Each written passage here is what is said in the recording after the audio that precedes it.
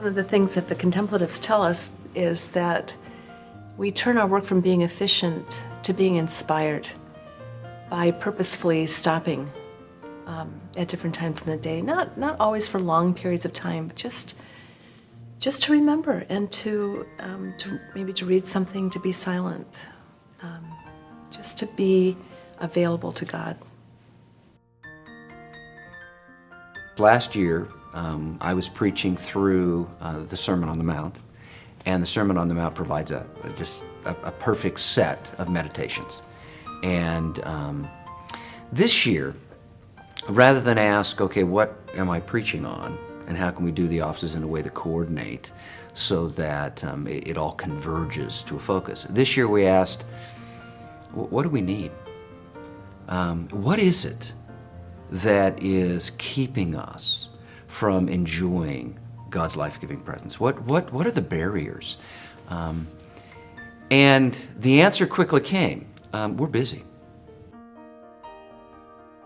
This year's theme of welcoming God's presence is a little bit more amorphous, but at the same time, the topics that are being covered are ones that I think every reader can identify with. Every reader has a desire to worship, and every reader struggles with, how do I find that quiet place in my heart?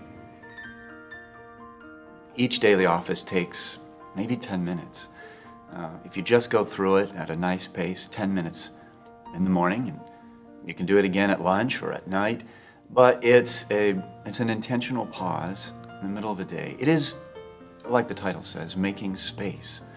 And so you've got 2 minutes of silence, and then there's a Bible verse, a scripture to set the tone.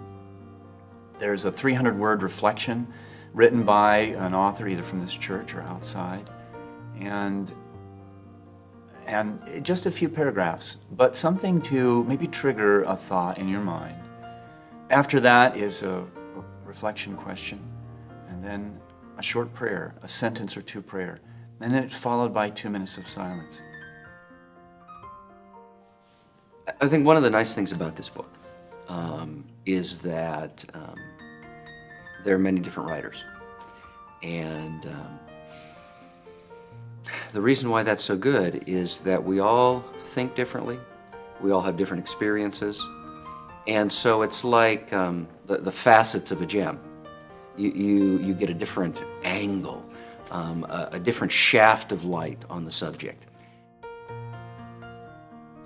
And every time I do it, I know that because I'm reading, and last year was reading Blessed Are You during the Lenten season, I knew it was for a time. And it made me think that there were other people reading it at the same time. And so it was, in a sense, a community project, a community effort, something we were doing all as one. And that made me wonder what does God think? Does he appreciate that sort of choral approach to his word and to reflecting on his word? And I think so. And so I'd have to say that there was joy that came from it.